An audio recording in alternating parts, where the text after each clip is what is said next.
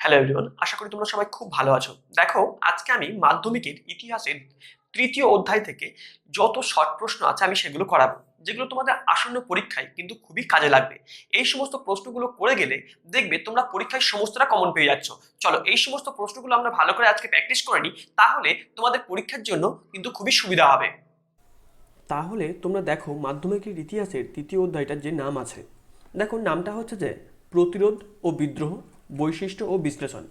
এবার দেখো এমসিকিউ যে প্রথম প্রশ্নটা আছে, দেখো প্রথম প্রশ্নটা হচ্ছে সরকার প্রথম ঔপনিবেশিক অরণ্য আইন পাশ করে কবে? সেটা হচ্ছে 1864 খ্রিস্টাব্দে, 1865 খ্রিস্টাব্দে, 1866 খ্রিস্টাব্দে, 1867 খ্রিস্টাব্দে। উত্তরটা আমাদের হবে যে 1865 খ্রিস্টাব্দে। তারপরে দেখো পরের প্রশ্ন যেটা আছে যে সরকার দ্বিতীয় ভারতীয় অরণ্য আইন পাশ করে কবে? সেটা হচ্ছে 1876 খ্রিস্টাব্দে, 1877 খ্রিস্টাব্দে, 1878 খ্রিস্টাব্দে, 1879 খ্রিস্টাব্দে। উত্তরটা দেখো হবে 1878 খ্রিস্টাব্দে। তারপরে 3 নম্বরের প্রশ্ন দেখো, বিপ্লব বলতে বোঝাই। তাহলে বিপ্লব বলতে আমরা কি বুঝি? সেটা হচ্ছে যে সম্পূর্ণ পরিবর্তন, আংশিক পরিবর্তন, সংস্কার, আমূল পরিবর্তন। উত্তরটা হবে আমাদের আমূল পরিবর্তন। এবার দেখো পরের প্রশ্নটা কি আছে। দেখো 4 নম্বরের প্রশ্ন হচ্ছে প্রথম পর্বে চুয়ার বিদ্রোহ হয়েছিল 1767 থেকে 1776, 1766 থেকে 1768, 1765 থেকে 1770, 1767 থেকে 1769 খ্রিস্টাব্দে। তাহলে উত্তরটা আমাদের হবে যে 1767 থেকে 1776 খ্রিস্টাব্দে। তারপরে দেখো দ্বিতীয় চুহার বিদ্রোহ হয়েছিল 1798 খ্রিস্টাব্দে, 1799 খ্রিস্টাব্দে, 1798 থেকে 99 খ্রিস্টাব্দে, 1800 খ্রিস্টাব্দে। উত্তরটা হবে যে 1798 থেকে 1799 খ্রিস্টাব্দে। এবার দেখবো আমরা 5 নম্বরের প্রশ্ন।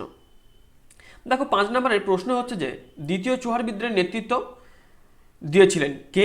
সেটা হচ্ছে বুদ্ধ ভগত, গঙ্গানারায়ণ সিংহ, বিরসা মুন্ডা, দুর্জন সিং। উত্তরটা হবে আমাদের দুর্জন সিং।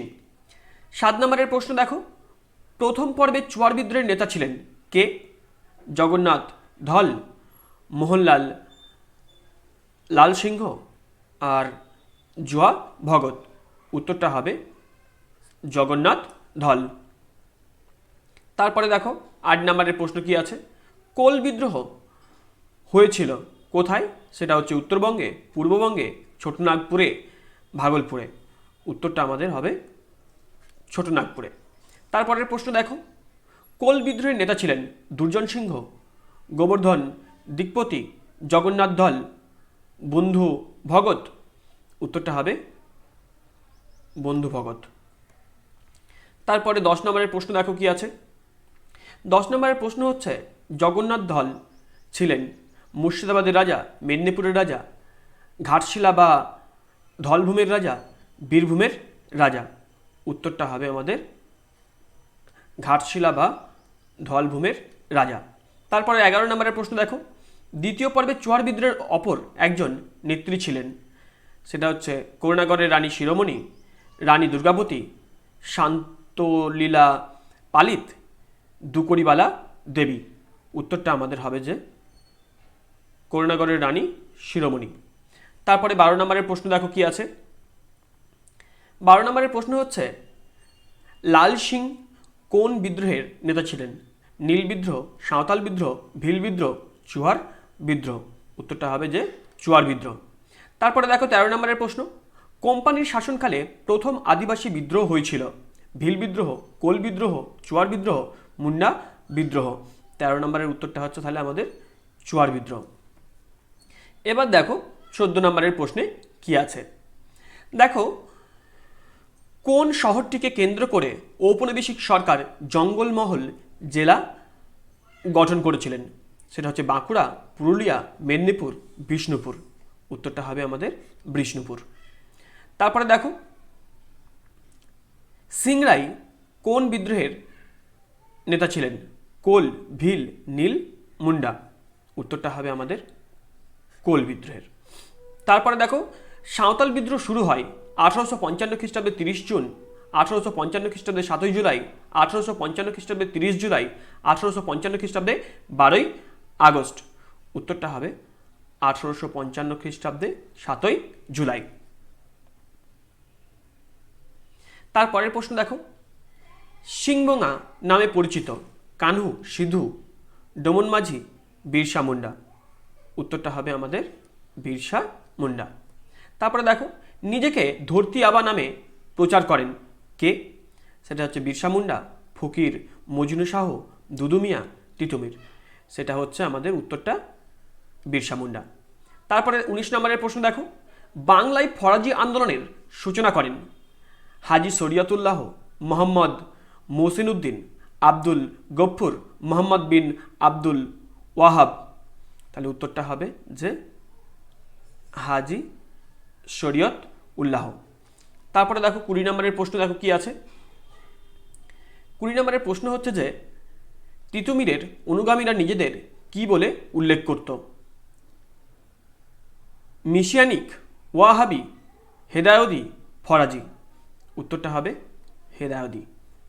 তারপরে 21 নম্বরের প্রশ্ন দেখো, বাংলার নানা সাহেব বলা হতো রামরতন রায়কে, বিষ্ণুচরণ বিশ্বাসকে, ঈশানচন্দ্র রায়কে, দিগম্বর বিশ্বাসকে। উত্তরটা হচ্ছে রামরতন রায়কে। তারপরে পরের প্রশ্ন দেখো, তিতুমিরের আসল নাম কি? মীর নিসার আলী, শাহ ওয়ালিউল্লাহ, নুরুদ্দিন, আব্দুল গফুর। উত্তরটা হবে যে মীর নিসার আলী। তারপরের প্রশ্ন দেখো 23 নম্বরের, ব্রিটিশ সরকার নীল কমিশন গঠন করে কবে? 1860 খ্রিস্টাব্দে 10ই মার্চ, 1860 খ্রিস্টাব্দে 31 মার্চ, 1861 খ্রিস্টাব্দে 31শে মার্চ, 1862 খ্রিস্টাব্দে 25 মার্চ। তাহলে আমাদের এই উত্তরটা হবে 1860 খ্রিস্টাব্দের 31 মার্চ। তারপরে 24 নম্বরের প্রশ্ন দেখো, দুদু মিয়ার আসল নাম কি? সেটা হচ্ছে আব্দুল গফ্ফর, মোহাম্মদ মহসিন উদ্দিন আহমেদ, কাদের মোল্লা, নুরুল মোহাম্মদ। উত্তরটা হবে মোহাম্মদ মহসিন উদ্দিন আহমদ। এবার আমরা দেখে নেব যে 25 নম্বরের প্রশ্নে কি আছে। দেখো, নীল বিদ্রোহ প্রথম শুরু হয় কোথায়? নদিয়ায়, ঢাকাতে, যশোরে, পরগনায়। উত্তরটা হবে আমাদের নদিয়ায়। তারপরের প্রশ্ন দেখো, নিম্ন শ্রেণীগণ বিদ্রোহ বলা হয় কোল বিদ্রোহকে, ভিল বিদ্রোহকে, সাঁওতাল বিদ্রোহকে, চুয়ার বিদ্রোহকে। উত্তরটা কিন্তু আমাদের হবে যে সাঁওতাল বিদ্রোহকে। তারপরের প্রশ্ন দেখো 27 নম্বরের প্রশ্নে কি আছে। তিতুমিরের নেতৃত্বে বাংলায় ওয়াহাবি আন্দোলন ছিল হিন্দু বিরোধী সাম্প্রদায়িক আন্দোলন, ব্রিটিশ শাসন বিরোধী আন্দোলন, জমিদার, নীলকর, মহাজন ও ব্রিটিশ প্রশাসনের বিরোধী নিম্নবর্গীয় কৃষক আন্দোলন, জমিদার ও নীলকর বিরোধী আন্দোলন। উত্তরটা হবে যে জমিদার, নীলকর, মহাজন, ব্রিটিশ প্রশাসন বিরোধী নিম্নবর্গীয় কৃষক আন্দোলন। এবার দেখব আমরা 28 নম্বরের প্রশ্ন। 28 নম্বরের প্রশ্ন দেখো কি আছে। উলগুলান নামে পরিচিত মুন্ডা বিদ্রোহ, ভিল বিদ্রোহ, কোল বিদ্রোহ, রংপুর বিদ্রোহ। উত্তরটা হবে যে আমাদের মুন্ডা বিদ্রোহ। তারপরের প্রশ্ন দেখো, মুন্ডা বিদ্রোহের লক্ষ্য ছিল কৃষক রাজ প্রতিষ্ঠা, উপজাতি রাজ প্রতিষ্ঠা, স্বাধীন মুন্ডা রাজ প্রতিষ্ঠা, স্বাধীন ভারতের শাসন প্রতিষ্ঠা। উত্তরটা হবে যে আমাদের স্বাধীন মুন্ডা রাজ প্রতিষ্ঠা। তারপরের প্রশ্ন দেখো, মুন্ডা সমাজে জমিতে যৌথ মালিকানাকে বলা হতো। সেটা হচ্ছে বর্গিদারি প্রথা, রায়তোয়ারি প্রথা, তিনকাঠিয়া প্রথা, খুদকাঠি প্রথা। উত্তরটা হবে আমাদের খুদকাঠি প্রথা।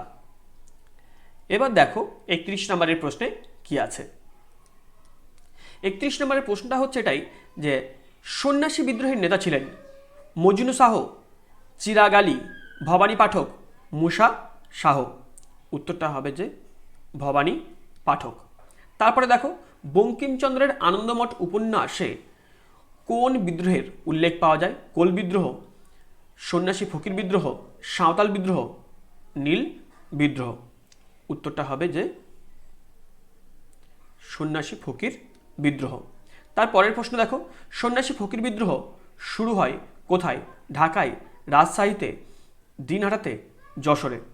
উত্তরটা হবে যে ঢাকায়। তার পরের প্রশ্ন দেখো, পাগলপন্থীর প্রবর্তক ছিলেন কে? টিপু শাহ, ফকির করিম শাহ, চিরাগ আলী, মুসা শাহ। উত্তরটা হবে যে ফকির করিম শাহ।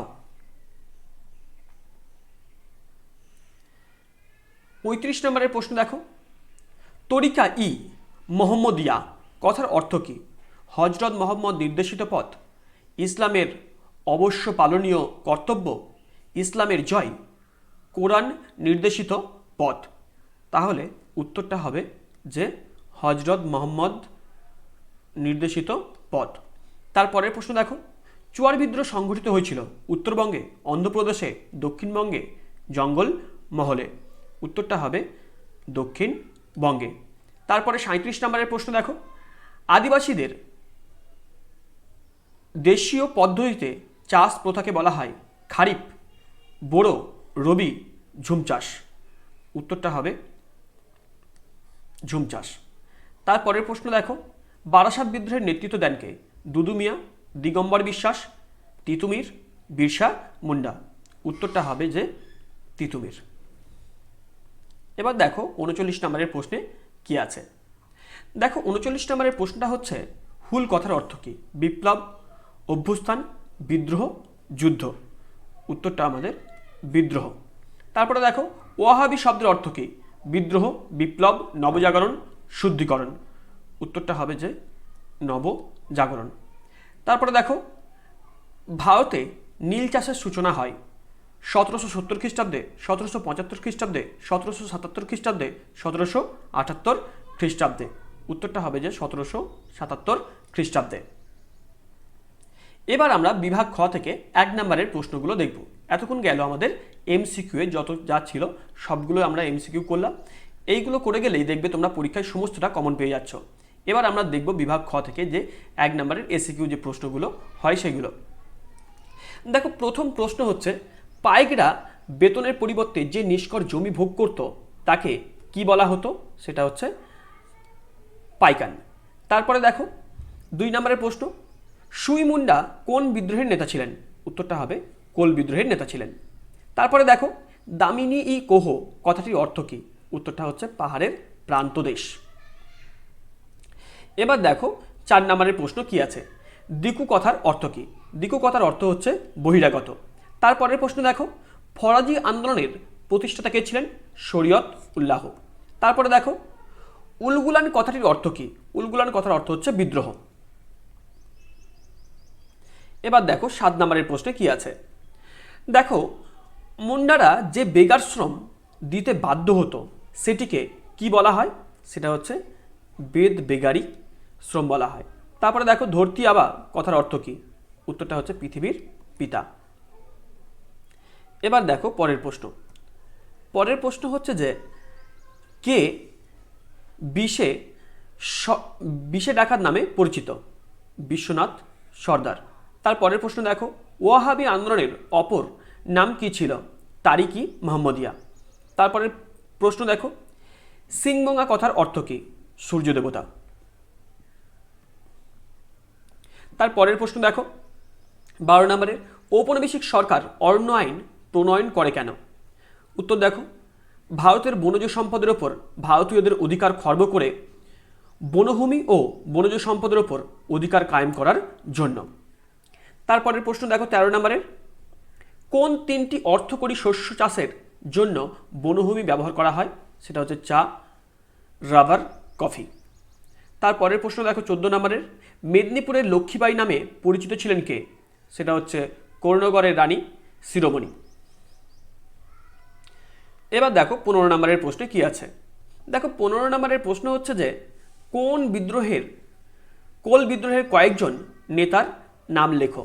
সেটা হচ্ছে বুদ্ধ ভগত, জোয়া ভগত, ঝিন্দুরাই মানকি, সুই মুন্ডা, সিংগরাই সূর্য, বরাভূম, রাজপরিবারের গঙ্গানারায়ণ সিংহ। তারপরের প্রশ্ন দেখো, কোন অঞ্চল দামিনী কোহ নামে পরিচিত ছিল? উত্তর দেখো, বর্তমানে রাজমহলের পার্বত্য অঞ্চল এবং মুর্শিদাবাদের একাংশ বনভূমি। তারপরের প্রশ্ন দেখো, গিরা কথার অর্থ কী? উত্তরটা হচ্ছে প্রতীক বা ধর্মীয় আহ্বান। এবার দেখো 18 নম্বরের প্রশ্ন। দেখো, কারা দিকু নামে পরিচিত? উত্তর দেখো, বহিরাগত জমিদার, ব্যবসায়ী, ইংরেজ কর্মচারী যারা আদিবাসী এলাকায় এসে বসবাস করত এবং ঋণের জালে জড়িয়ে আদিবাসীদের সর্বশান্ত করত এবং আদিবাসীদের ওপর অত্যাচার করত, তারা দিকু নামে পরিচিত ছিল। তার পরের প্রশ্ন দেখো, তিতুমিরের নেতৃত্বে বাংলায় ওয়াহাবি আন্দোলনের প্রকৃতি কীরূপ ছিল? উত্তর হচ্ছে, তিতুমিরের নেতৃত্বে বাংলায় ওয়াহাবি আন্দোলন ছিল জমিদার, নীলকর, মহাজন ও ব্রিটিশ প্রশাসনের বিরোধী নিম্নবর্গীয় কৃষক আন্দোলন। 20 নম্বরের প্রশ্ন দেখো, ফরাজি খিলাফত বলতে কী বোঝো? ফরাজি আন্দোলনের নেতা দুদু মিয়া তার প্রভাবাধীন বাংলাদেশে যে সরকার প্রতিষ্ঠা করেন তার নাম ফরাজি খিলাফত। তারপরে দেখো, পাগলপন্থী ধর্ম কি? বাউল ধর্মের অঙ্গ। পাগলপন্থী বিদ্রোহ বলতে কি বোঝায়? উত্তরটা ভালো করে দেখো, ময়মনসিংহ জেলায় শেরপুর পরগনাতে গারো উপজাতিরা 1825 খ্রিস্টাব্দ থেকে 1827 খ্রিস্টাব্দ পর্যন্ত জমিদার ও সরকারের বিরুদ্ধে যে সশস্ত্র বিদ্রোহ সংগঠিত করেছিল তাকেই বলা হয় পাগলপন্থী বিদ্রোহ। এবার দেখো 23 নম্বরের প্রশ্নে কি আছে। 23 নম্বরের প্রশ্ন হচ্ছে যে নীল বিদ্রোহের কয়েকজন নেতার নাম লেখো। দেখো উত্তর দেখো, নীল বিদ্রোহের কয়েকজন নেতা হলেন বিষ্ণুচরণ বিশ্বাস, দিগম্বর বিশ্বাস, মহেশ বন্দ্যোপাধ্যায়, রফিক মণ্ডল, কাদের মোল্লা, রহিমুল্লাহ, তারপরে হচ্ছে বৈদ্যনাথ সর্দার, বিশ্বনাথ সর্দার, পাঁচু শেখ, রামরতন রায়, শ্রীহরি রায় প্রমুখ। এবার দেখো 24 নম্বরের প্রশ্নে কি আছে।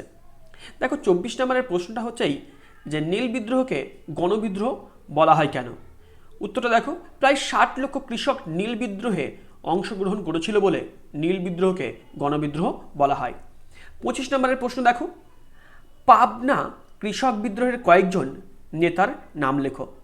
উত্তর দেখো, খুদি মোল্লা, ঈশানচন্দ্র। এবার আমরা পরের প্রশ্ন দেখব। দেখো পরের প্রশ্ন হচ্ছে যে খুদকাঠি প্রথা কি?